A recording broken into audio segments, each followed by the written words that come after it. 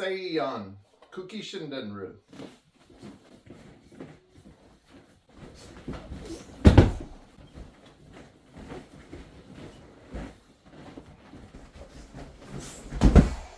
Okay, so we're hooking up in kumyuch like a judo throw. I'm going to step over to pin this foot so he can't move. And I got a sneaky little ninja trick with the thumb in the side of the neck.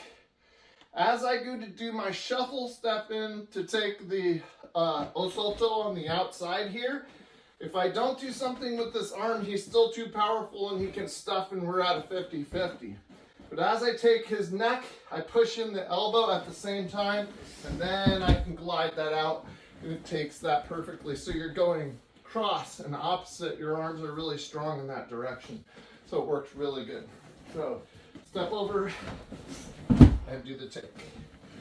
Easy from there to do the follow-ups and everything like that.